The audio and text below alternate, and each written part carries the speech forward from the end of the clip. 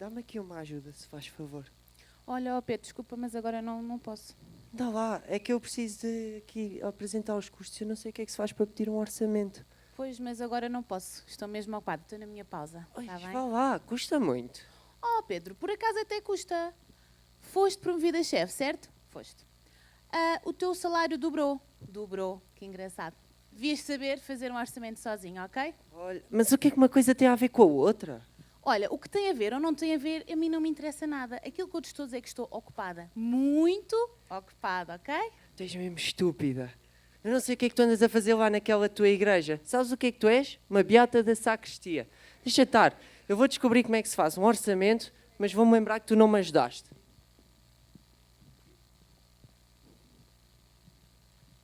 Olá, Paula, tudo bem? Olá, tu viste a Júlia? Que grande carrão! Eu vi no vinho em folha. Bem, deve ter custado cá uma pipa de massa. Sabes que no outro dia encontrei-a no Colombo. E então? Epá, puxei a conversa. Epá, tens um carro novo e é muito lindo. Não faço ideia, e ela toda vaidosa, não? Nada disso. Ela até ficou meio envergonhada. Sabes, dizem que quem lhe deu o carro novo foi o Sr. António. O nosso patrão! Dizem que andam um com o outro. Aliás, eu já os vi, os dois, no teatro. No teatro? Então, mas ela disse-me que nunca tinha ido ao teatro. Sim, eu vi. Ela diz a toda a gente que foi uma herança do pai. Sabes que o pai dela morreu mês passado. Ah, foi, não sabia. Nunca sabes nada. Tu não sabes nada. Mal, mas eu vou te dizer. Tu achas que eu acredito que foi o pai que lhe deixou o carro? Olha, não sei, se calhar pode ter sido. Bem, mas já está muito tarde e eu estou atrasada, tenho que me ir embora. Tchau. Tchau. Oh filha, o que é que tu estás a fazer? Deixa-me em paz. Tu não sabes que isso te faz mal. Olha, faz mal a ti e quem está à tua volta. E tu não achas que eu já sou crescidinha o suficiente para me estás a dar estes sermões? Oh Maria, tu não tens ido à igreja?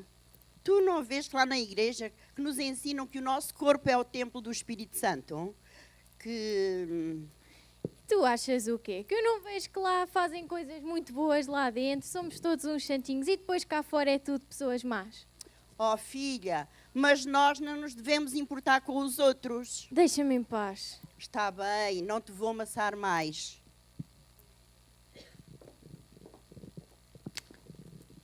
Mas que roupa é esta? E esta mini saia, tão curta? Mas qual é o teu problema? Ela ainda é uma criança, além disso as miúdas da idade dela vestem-se todas assim. Tu achas que a minha filha é como as outras? Mas pai, eu gosto. Olha, tu gostas, mas aqui em casa quem manda sou eu. Tu vestes aquilo que eu disser. Ouviste? És igual à tua mãe. És igual à tua mãe. Mau, não vamos começar, pois não? Olha, vou começar as vezes que eu quiser. Eu vejo-te muito bem lá na igreja, aos sorrisinhos e aos abracinhos. Tu és uma mulher casada. Deves-me respeito. Eu nunca te faltei ao respeito. Pai, por Olha, favor. Sai daqui. Tu respeitas-me porque eu controlo-te. Controlas. Essa agora é boa. Mãe, por favor. Olha, bem, tu estás-me a provocar. Pai! Eu não sei. Sai daqui, filha. Olha, agora vamos para o culto e eu não quero fitas. Ouviram?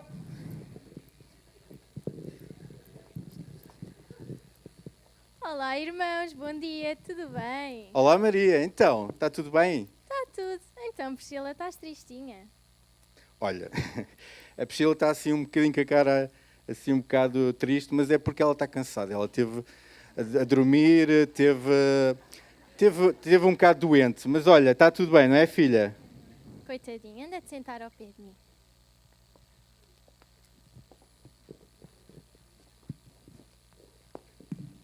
Olá, Iris, como tens passado?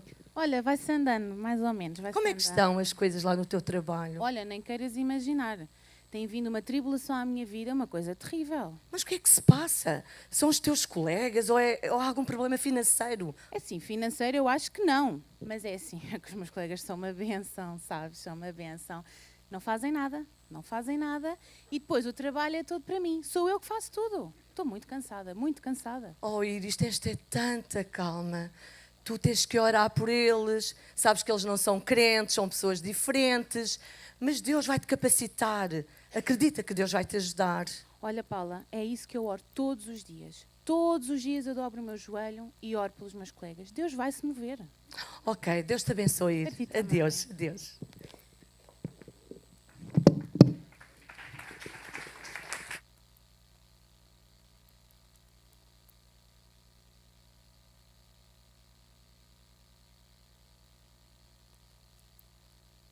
Pronto. Valeu, não valeu? Qualquer semelhança com a realidade é pura coincidência. Hã? Ora, eu não sei o que é que vocês sentem quando ouvem estas coisas, mas eu fico assim um bocadinho perplexo, porque já vi este filme. E já vi este filme e lembro-me de algumas vezes em que eu fui ator. Não sei se vocês se lembram, porque eu sei que vocês são muito mais santos do que eu, mas pronto, eu tenho estas dificuldades, gostaria de confessá-las, porque quem confessa e deixa os seus pecados alcança misericórdia. Ora, muito bem, todos nós temos a nossa bagagem familiar, bagagem cultural, bagagem pessoal.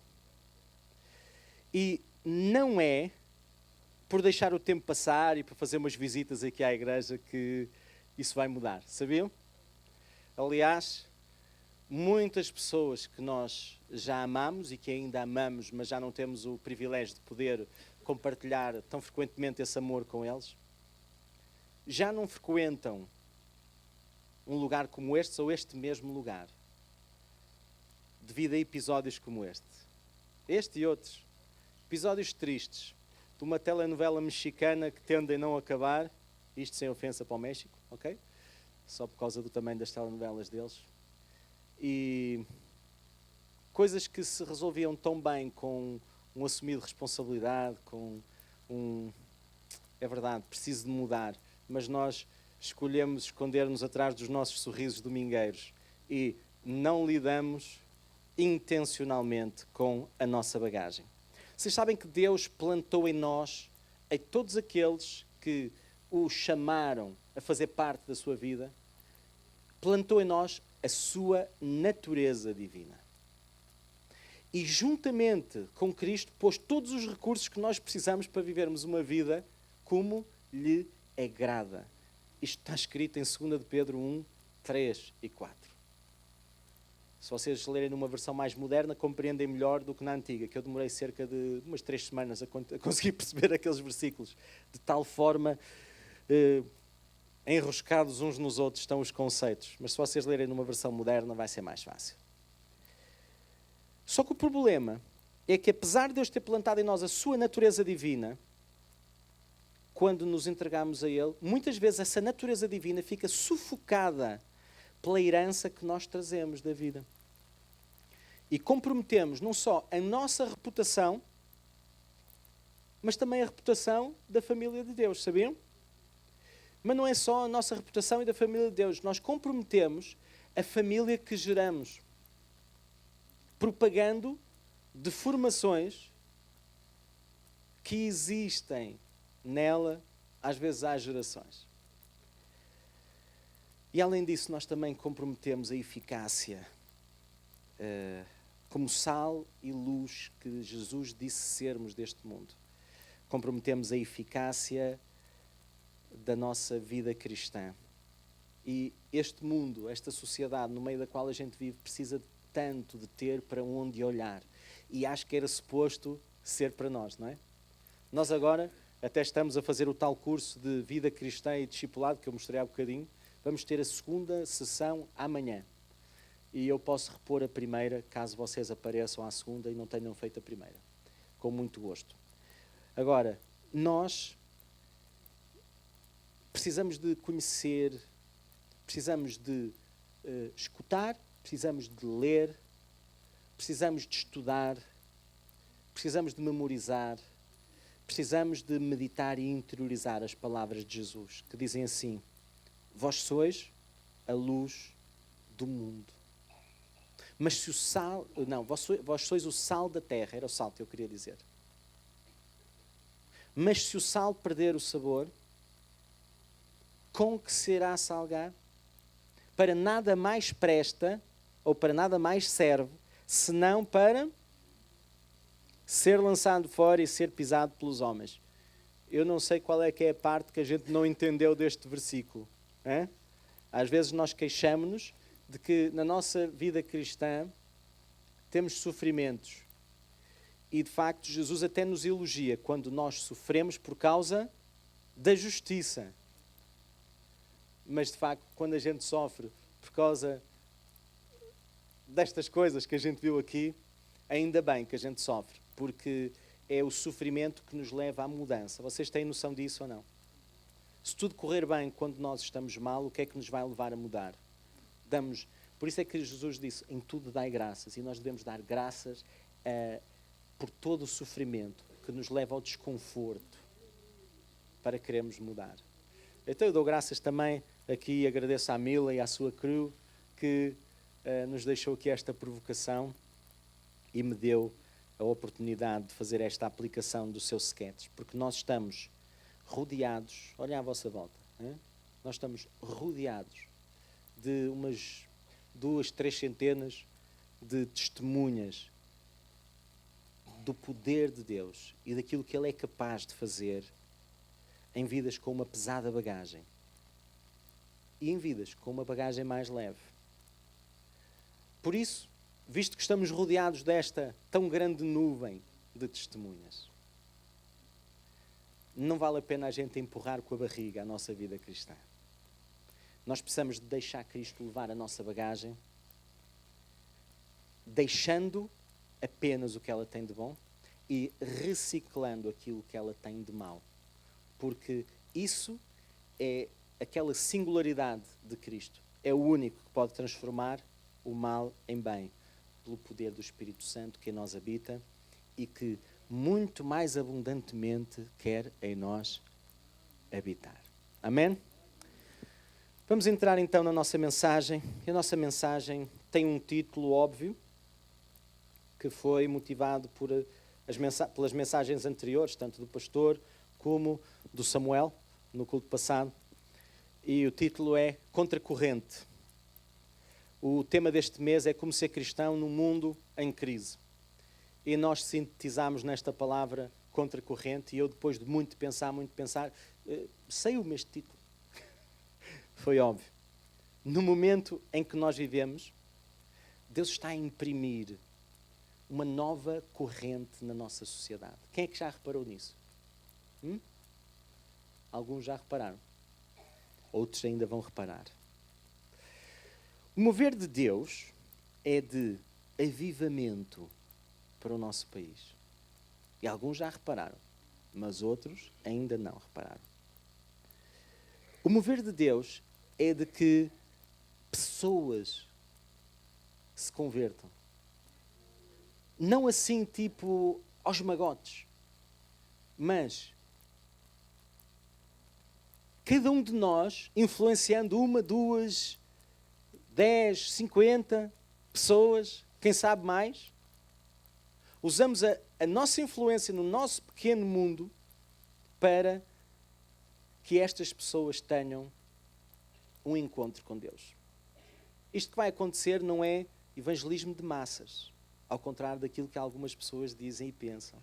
O que vai acontecer é evangelismo pessoal, só que em vez de ser feito por uma pessoa, é feito por milhares de pessoas. Então transforma-se num movimento, numa escala assim já mais robusta, mais massiva.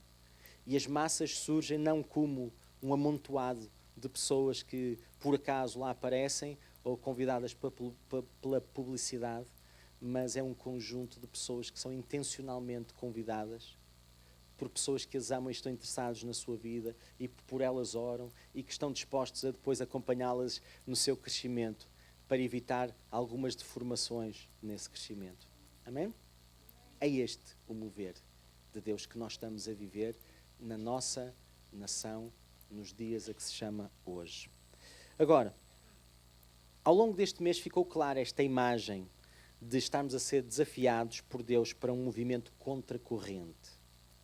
Agora, no contexto em que vivemos, vão existir sempre duas correntes. E eu, por uma questão de tempo, vou saltar alguns dos textos que eu tencionava ler, mas vou citar-vos. Vocês conhecem aquele texto de Ezequiel 47, onde fala daquele rio que nasce no trono de Deus? E nós sabemos que é um rio que nasce e que há lá um rapazinho, que é o próprio Ezequiel. Eu digo um rapazinho porque ele era novo, quando teve esta revelação de Deus, que ele foi um dos do cativeiro lá na Babilónia. E naquela visão que ele teve, ele era convidado a dar um passo para dentro do rio de Deus. De facto, não era um passo assim só, ele andava com um cordel e media 500 côvados. 500 côvados, para quem esteve nos pequenos grupos, tem uma noção de quanto é que é, não é? Um côvado de 50 centímetros, portanto, 500 côvados, é só fazer as contas. 250 metros, ok? É como os 6% do PIB. Muito bem. Então, basicamente, ele andou 250 metros e ficava com águas assim, mais ou menos aqui, pelos tornozelos, que no português mais antigo do João Ferreira de Almeida se chamava artelhos. Depois andou mais uns 250 metros e a água dava-lhes pelos joelhos. E a seguir andou mais 250 metros e a água dava-lhes pela cintura, pelos lombos. Pelos lombos. Os lombos, não, isso é os nossos lombos hoje. Os lombos que a Bíblia fala são diferentes dos nossos. Porque a Bíblia interpreta-se pela própria Bíblia. E os filhos de Abraão saíram dos seus lombos. Tem mais ou menos uma ideia de que altura é que fica. Não preciso entrar em mais detalhes, pois não? Muito bem. Por fim, convido-o a dar mais 250 braçadas, suspeito eu, já não passos, não é? 500 braçadas, não 500 passos, anda mais 250 metros e fica no rio. O rio era grande, não era? O leito do rio ele teve que andar 1 quilómetro para chegar lá. Porque as coisas que Deus faz são para varrer nações, não são para varrer quintaizinhos. Estão a ver? O mover de Deus pode transformar o planeta inteiro numa geração. Eu posso-vos provar isto, mas não é hoje, que hoje tem outro assunto. Uma geração é o que é necessário para dar a volta ao planeta.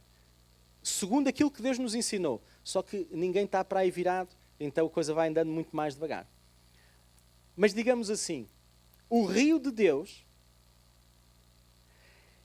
chega a um ponto onde nós não temos pé. E quando não temos pé, quem manda, quem é que é? É o rio, quem manda é a corrente. E nós estamos habituados a olhar para a margem, que até cresciam lá umas árvores frondosas de uma e de outra banda, e temos a ideia de pensar que aquelas árvores e aquela margem é assim uma coisa que está ali paradinha. E é assim que a gente conhece os rios, as margens estão paradas, a água é que corre, não é? Mas eu gostava agora de contrariar essa imagem, e gostava de pôr as margens a mexer. Porque se o nosso referencial for o rio de Deus e o mover de Deus, estão a entender? Se o nosso referencial for a margem está parada. Mas se o nosso referencial for o que Deus está a fazer, quando nós estamos na margem, nós estamos a ficar para trás. E ficamos a ver o rio a passar. E as cenas a acontecer. E nós somos observadores. Somos uns mirones que estamos ali. Mas, de facto, não fazemos parte. Então, há estas duas correntes divergentes. É a corrente do rio de Deus e do mover de Deus, e há a corrente de quem fica para trás e vai noutra direção qualquer. Vocês sabem que há pessoas que não gostam desta estreiteza de mente, destas dicotomias. Há o mover de Deus e há os outros caminhos. Estão a ver a ideia? O caminho de Deus e os outros caminhos. Podemos não gostar, mas é assim mesmo. Não há nada a fazer. Então, olha, depois disto, eu quero vos dizer que o rio leva-nos numa direção totalmente diferente de onde nos leva a margem. E a nossa vontade de controlar a nossa vida e de termos os nossos próprios projetos e nos agarrarmos àquilo que a gente gosta de chamar importante, e que alguns de nós, mais experimentados na vida, ou que abriram os olhos a algures no seu percurso, descobrem que chama-se ficar agarrado a esses projetos pessoais dos quais Deus não toma parte, é correr atrás do vento. Quem é que concorda comigo? É pensar que se está a correr atrás da vida e muitas vezes correr atrás da morte. Quem é que concorda comigo? Pensar que vamos enriquecer e depois rebentamos connosco e empobrecemos. Quem é que concorda comigo? Pensar que estamos a construir a nossa vontade e depois descobrimos que estamos a ser manipulados pelas nossas fraquezas, pelos nossos desejos. Quem é que concorda comigo? E de repente é preciso uma grande humildade para quando estamos todos rebentados percebermos, afinal não devia ter feito isto. É preciso uma grande humildade, não é? Eu acho que é apenas uma constatação do óbvio. Mas nós, mesmo todos rebentados, ainda assim conseguimos ser sobranceiros. Não é verdade? Ainda assim conseguimos levantar o nariz e da nossa altivez dizer: não, eu acho que ainda consigo sozinho. Já estamos quase a naufragar às vezes, mas ainda continuamos, todos ensimismados. Ora, assim era um profeta de que eu gostava de vos falar hoje. A Bíblia tem vários profetas, tem muitos. Nem todos os profetas da Bíblia eram profetas como nós imaginamos os profetas. E este era mesmo virado do avesso. Vamos lá. Preparados? 2 de Reis 14, 23 a 25. 2 de Reis 14, 23 a 25. Jonas profetiza que o rei Jeroboão II vai ganhar a batalha e recuperar todo o território na fronteira norte de Israel. 2 de Reis 14, 23 a 25. Eu vou ler. No 15º ano de Amazias, filho de Joás, rei de Judá, reino do sul, ainda ligado a Deus, começou a reinar em Samaria Jeroboão, filho de Joás, rei de Israel, e reinou 41 anos. E fez o que era mau aos olhos do Senhor, nunca se apartou de nenhum dos pecados de Jeroboão, filho de Nabate, com que fez pecar a Israel. Por exemplo, os bezerros de ouro, no norte e no sul, em Dan e Berseba, onde convidava as pessoas a esquecerem-se dos altares do Senhor, que era para também se esquecerem da identidade nacional e da sua ligação ao Reino do Sul.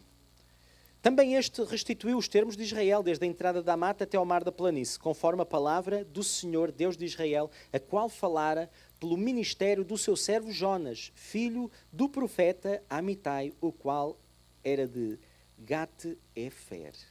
Ou seja, este é o único relato da vida de Jonas que não foi o próprio Jonas a relatar.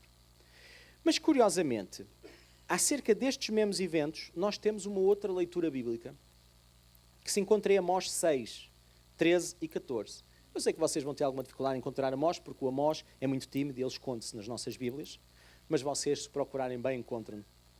Amós 6, 13 e 14.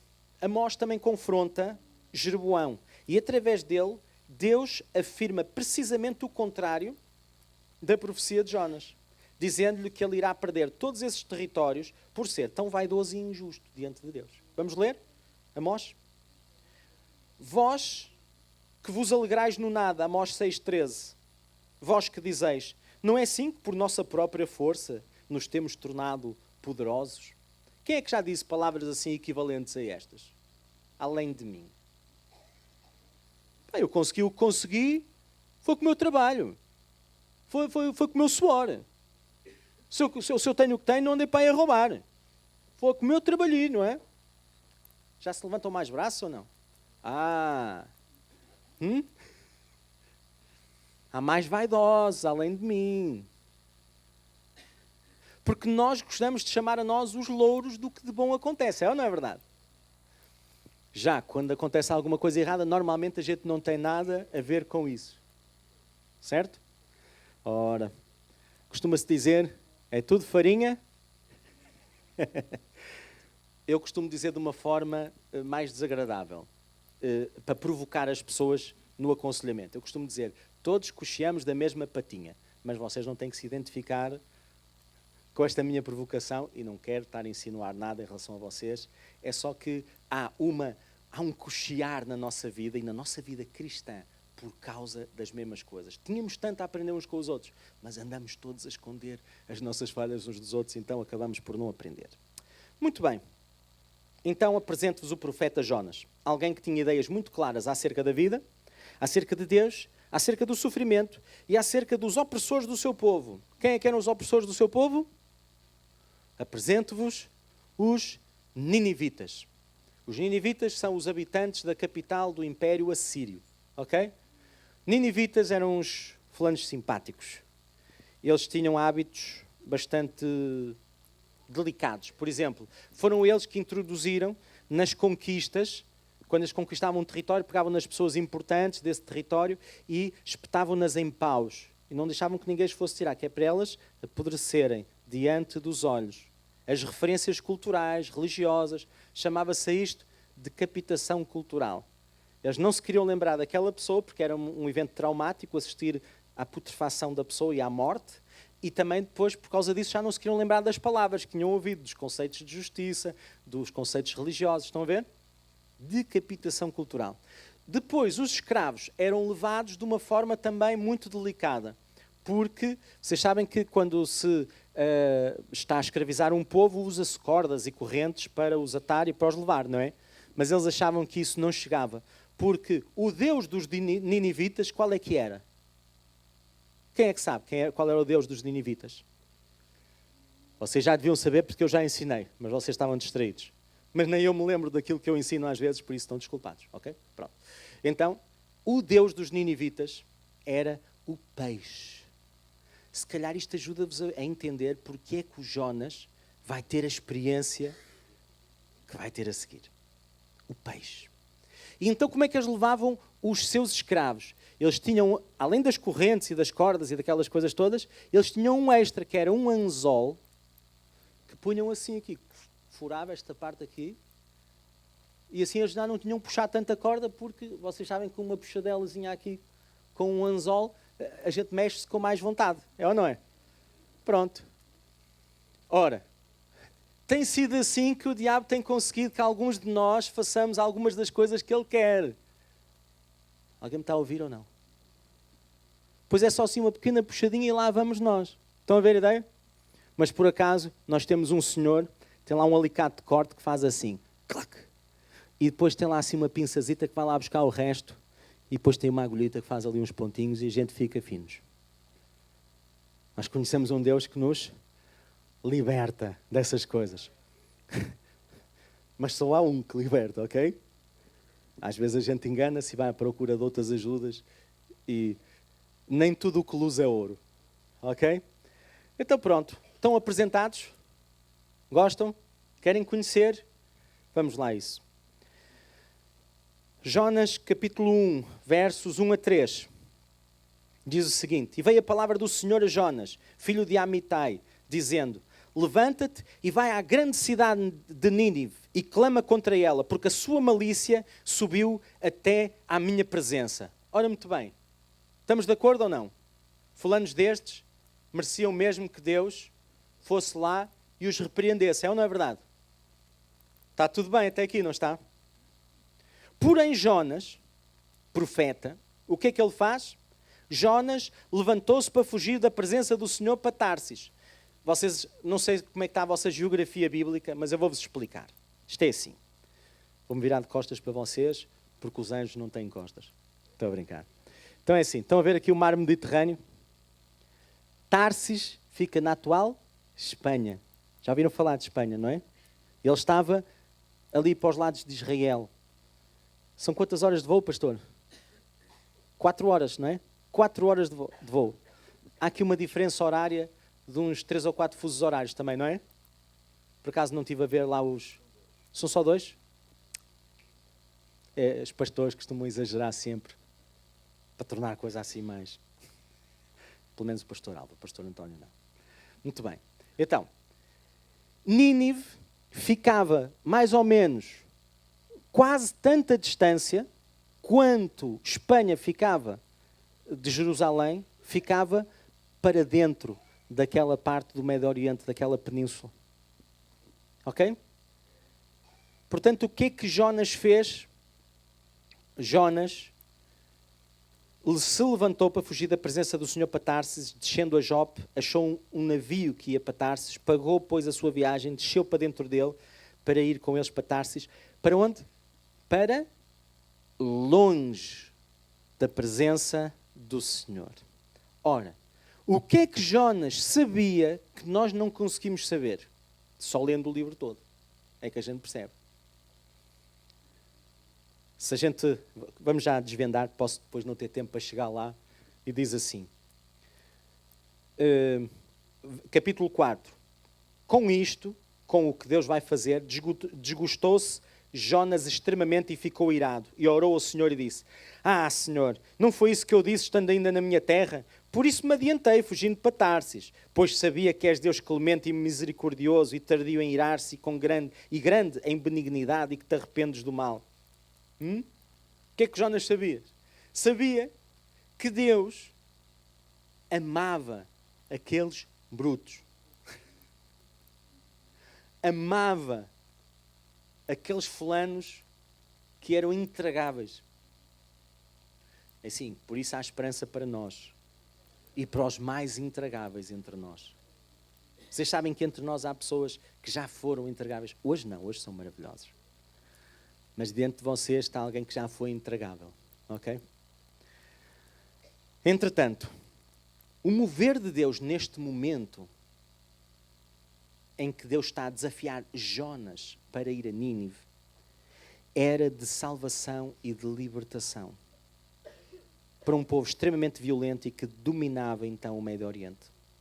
O mover de Deus neste momento era de salvação e libertação, de trazer um avivamento àquela cidade. E este profeta posicionou-se literalmente contra a corrente de Deus. Portanto, a minha mensagem que se chama contra corrente tem um pouco a ver com nós posicionarmos contra a corrente, não da nossa sociedade e do sistema, mas contra a corrente de Deus. Na mensagem do seu livro nós podemos ver claramente um contraste entre o que são as personagens e o que nós esperávamos que elas fossem. Nós temos os marinheiros que são mais tementes a Deus do que o profeta. Ora, vejam só, ele mete-se no barco, de repente o barco começa a ir para Tarsis e o que é que Deus faz? Deus é tramado. Sabiam? Verso 4. Mas o Senhor lançou sobre o mar um forte vento e fez no mar uma grande tempestade e o navio estava a pontos de se despedaçar. Ou seja, concordam comigo quando eu digo que Deus é tramado ou não? É tramado porque Ele cria tramas. Não são é para nos destruir. Já vamos ver. O barco está quase a despedaçar-se. Não é assim que às vezes a gente se sente? Hã? Se calhar o Senhor também está a levantar algum ventinho na nossa vida, que é para ver se a gente, em vez de querer ir para Tarsis, se vira para onde devíamos estar a ir. Mas isto sou eu a dizer. E atenção, que eu não percebo assim tanto disto. Quem percebe mesmo da vossa vida, sabem quem é? É o Senhor e são vocês. Ok? Mas quem sabe o Senhor pode usar estas palavras para lançarem alguma luz. E claro, eles eram pagãos e começaram logo a lançar sortes, a ver de quem é que era a culpa. E lançaram sortes até que a sorte caiu sobre o Jonas. E então disseram-lhe assim: que ocupação é tua? De onde vens? Qual é a tua terra? E de que povo és tu? E ele respondeu: sou hebreu. Estou a ler no verso 9 do capítulo 1 de Jonas. E temo ao Senhor, o Deus do céu, que fez o mar e a terra. Ora, tudo o que eles queriam saber é quem é que era o culpado. E o que é que eles sentiam falta? Sentiam falta? Da terra. E onde é que eles estavam? No mar revolto. Grande a resposta que o Jonas lhes deu. Vejam só o que é que estará por trás destas palavras. Vejam só. Esta aparência de piedade deste profeta de Deus. Vejam só. Então os homens ficaram possuídos de grande temor e lhe disseram: que é isto que fizeste?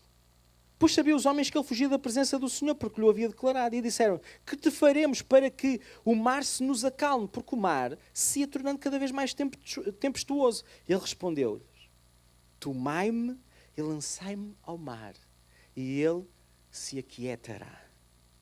Porque eu sei que por minha causa vos sobreveio esta grande tempestade. E entretanto os homens remavam, esforçando-se para alcançar a terra, porque não estavam assim tão longe ainda. Mas não podiam, porquanto o mar se ia tornando cada vez mais tempestuoso contra eles. Então, vejam só os marinheiros, ímpios, pagãos, vejam só o que eles fazem. Então clamaram ao Senhor e disseram: Ah, Senhor, rogamos que não pereçamos por causa da vida deste homem e que não faças cair sobre nós este sangue, quanto a nós inocente. Porque tu, Senhor, fizeste como te aprouve. E levantaram Jonas e o lançaram ao mar. E cessou o mar da sua fúria. Vocês vejam, a que é que está disposto Jonas para não ir a Nínive? Está disposto a... Não estava disposto a suicidar-se, mas estava disposto a ser suicidado. Ele estava disposto a morrer para não ver os ninivitas arrependidos. Isto é que é um profeta como deve de ser. Hã? Estão a ver?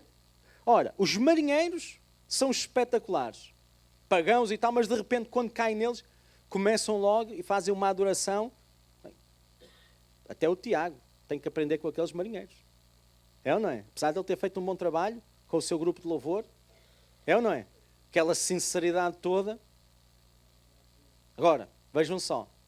O profeta de Deus está disposto a quê?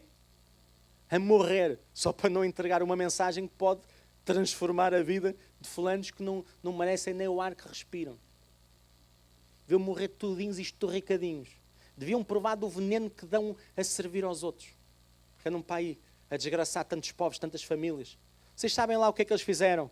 Lá a minha família, da última vez que vieram por aí. Se eu pudesse, se eles não fossem tão fortes, quem lhes dava chapada nem era Deus, era eu. É ou não é? Estão a perceber o estado de espírito? Eu agora estou um bocadinho só a pregar a Jonas, para vocês. Eu não concordo com ele, ok? Mas às vezes concordo, infelizmente. Bem, vamos lá. Então este profeta posicionou-se claramente contra a corrente de Deus. Temos então marinheiros pagãos mais crentes do que o profeta de Deus. E temos um profeta que, ao invés de querer anunciar... eu saltei aqui um versículo que eu não queria. Diz assim: porque tu fizeste como te aprouve. E eu saltei os dois versículos que eram mais importantes. E lançaram Jonas... e cessou o mar da sua fúria. Faltou-me só o 16. Temeram, pois, estes homens em extremo ao Senhor, que é o que o profeta não estava a conseguir fazer, e ofereceram sacrifício ao Senhor e fizeram votos. Que é aquilo que às vezes nos falta. Ok? Aliás, só para que conste aqui nota de rodapé, eu hoje sou pastor porque na altura em que eu andava por aí a parvar, fiz votos ao Senhor no meio de uma tempestade que eu criei. E depois cumpri os meus votos. Então, em vez de ser passada pronto, ele deu-me assim uma recaustagem e devolveu-me como ele fez ao Jonas. Muito bem. Então, temos este profeta que, ao invés de querer anunciar e cumprir a vontade de Deus, está em fuga. E chega mesmo a preferir ser morto do que ver cumprido o desejo de Deus de salvar os ninivitas. Mas Deus não abre mão nem do povo assírio, apesar dos seus muitos pecados e vileza, nem abre mão do profeta Jonas, apesar deste seu movimento de fuga e profundo preconceito. E o que é que ele faz? Ele providencia um grande peixe para o trazer de volta ao caminho que ele devia ter seguido desde o primeiro momento. Vamos lá para Jonas 1,17. Deparou o Senhor um grande peixe para que tragasse a Jonas. E esteve Jonas 3 dias e 3 noites no ventre do peixe. Para onde é que nos aponta 3 dias e 3 noites dentro do ventre do peixe? Para a morte e ressurreição de Jesus Cristo. E atenção, não é preciso ser um grande especialista, porque uma vez perguntaram a Jesus e disseram: que sinal é que nos dás para fazeres o que estás a fazer?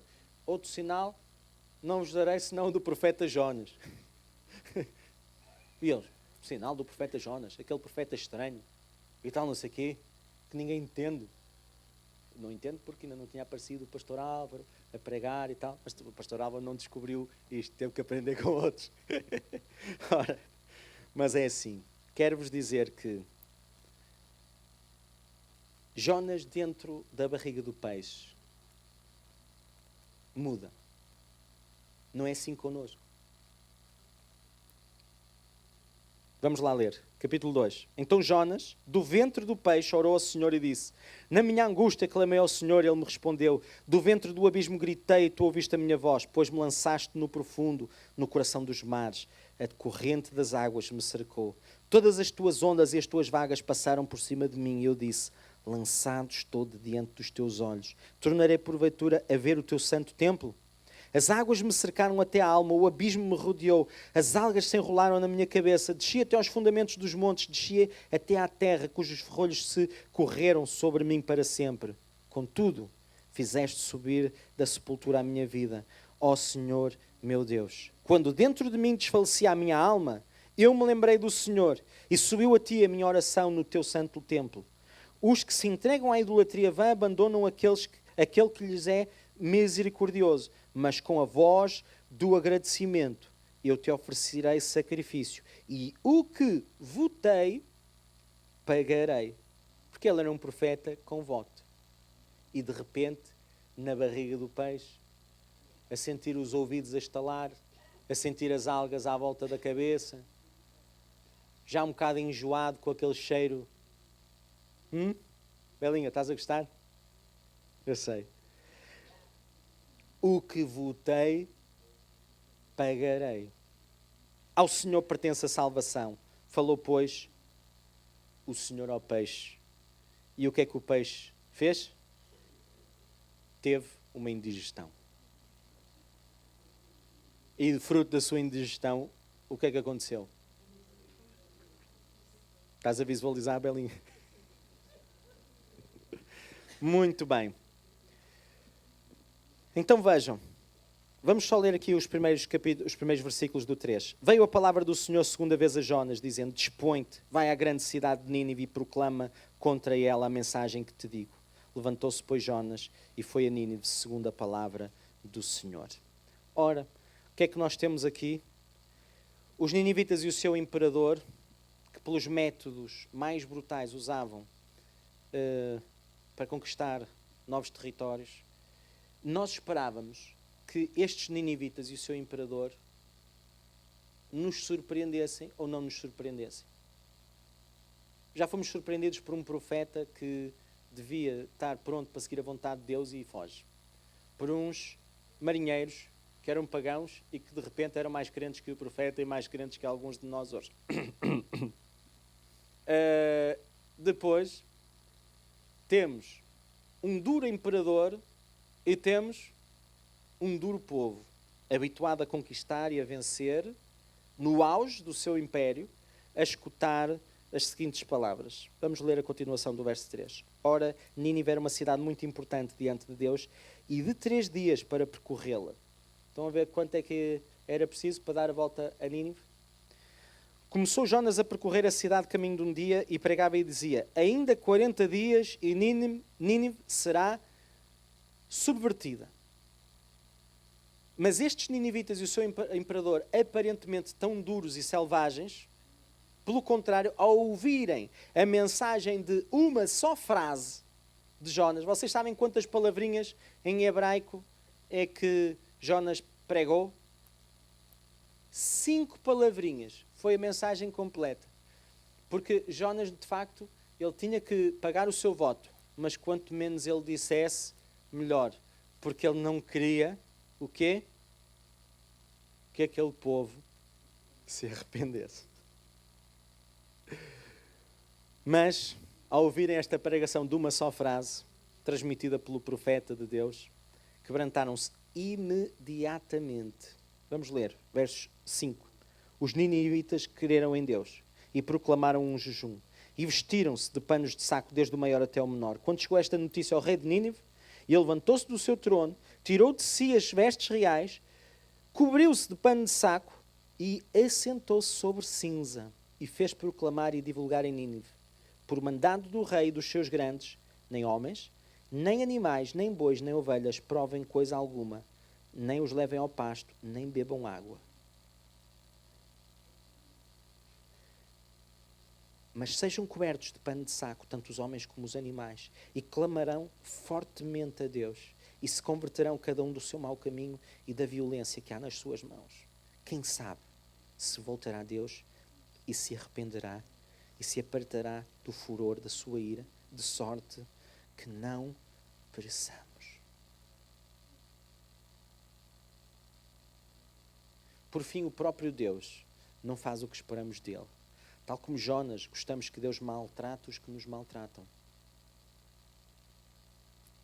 E que Deus nos trate bem a nós e nos dê mais uma oportunidade, mesmo quando nos opomos à sua vontade e nos escusamos de fazer aquilo que Ele pede de nós e entrarmos na corrente do seu rio. Neste episódio de amor exuberante do nosso Criador, o Cordeiro de Deus que tira o pecado do mundo, predisposto a dar a sua vida desde a eternidade. Estão a ver como é que se fecha esta história? Viu Deus o que fizeram, como se converteram do seu mau caminho, e Deus se arrependeu do mal que tinha dito que lhes faria e não o fez. É ou não é uma bênção? É uma bênção para os ninivitas. Não é uma bênção para os Jonas. Com isso desgostou-se Jonas extremamente e ficou irado. Ah, Senhor, não foi isso que eu disse, estando ainda na minha terra, por isso me adiantei, fugindo. Ora, peço depois ao Senhor, tira-me a vida, porque melhor é morrer do que viver. E então, o Senhor abre os olhos com uma planta, uma aboboreira. Dá uma lição ao objeto ao Jonas e mesmo assim o Jonas fica irritado. A corrente do Espírito é a corrente pela qual nós nos devemos deixar levar. Tudo o que a gente busca, o crescimento da igreja, o mover do Espírito Santo com a manifestação dos dons, os dons de cura, de revelação, o discernimento de espíritos, todas essas coisas.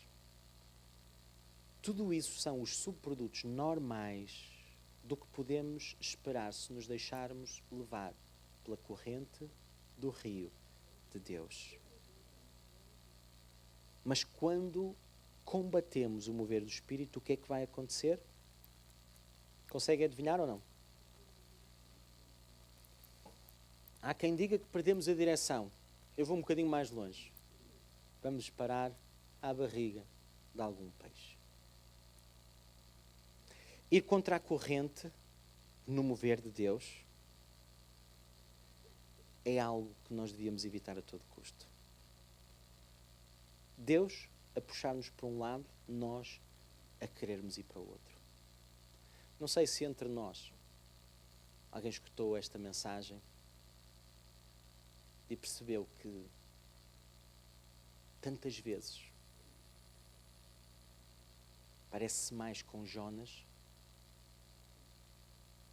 do que com os apóstolos que assistiram à morte e por crucificação do seu Senhor e nosso Senhor.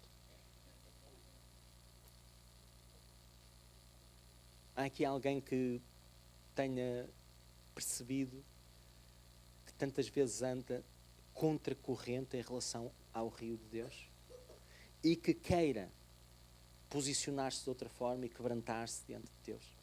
E em vez de ficar irritado por haver pastores como o pastor Álvaro que pregam mensagens destas para nos deixar incomodados, ficam gratos a Deus por até conseguir usar pessoas como o pastor Álvaro para dizer coisas que têm a ver com aquilo que a gente vive, mas vive no nosso silêncio, por trás das nossas máscaras. Há alguém que queira dizer a Deus, olha, eu preciso de mudar o meu rumo. Temos alguém? Não sei se também alguém escutou o Evangelho aqui pela primeira vez e percebeu que Deus ama sem condições e que não há nada que a gente possa fazer que nos leve tão longe que o amor de Deus não consiga ir lá buscar-nos. Há alguém que escutou esta mensagem e que descobriu através disto, olha, é mesmo esse Deus que eu preciso para mim. Que bom. Ana, não é? Bem-vinda à família de Deus. É isso mesmo. Então, vamos ficar de pé para fazer esta oração com a Ana, pode ser? Senhor Jesus, como a Ana, nós estamos diante do Todo-Poderoso. Nós estamos diante de alguém que nos ama com o amor que é incompreensível. Nem se ajusta aos nossos próprios modelos de justiça. Deus, mas nós queremos que Tu és o Deus que se revela pela palavra. Nós queremos que o Teu Filho Jesus deu a sua vida e era o Cordeiro de Deus que tirava o pecado do mundo.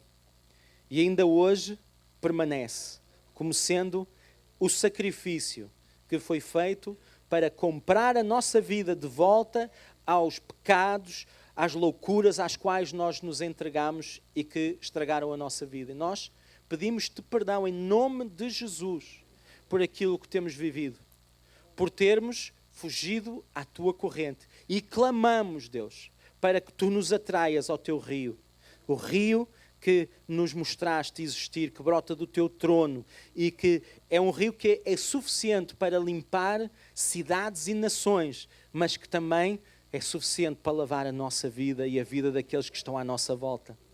Pai, nós louvamos pelo teu rio e pedimos que tu nos ajudes, Deus, a libertarmos-nos daquilo que está mais na nossa vida e a abrir espaços na nossa agenda e nas nossas atividades e no nosso mundo interior, de maneira a que caiba o teu mover e dá-nos ousadia para nós sairmos da nossa zona de conforto e aprendermos e descobrirmos coisas novas para vivermos uma vida não só que te agrada, mas uma vida que traz transformação para nós e para quem está à nossa volta. Nós clamamos e pedimos-te perdão para a nossa vida não ser assim tão inspiradora, de maneira a sermos interrompidos por pessoas que nos perguntam: mas porquê é que tu és assim? De onde é que vem essa tua maneira de ser? Para nós termos a oportunidade de lhes explicar que te conhecemos a ti, o autor e consumador da nossa fé, da nossa vida.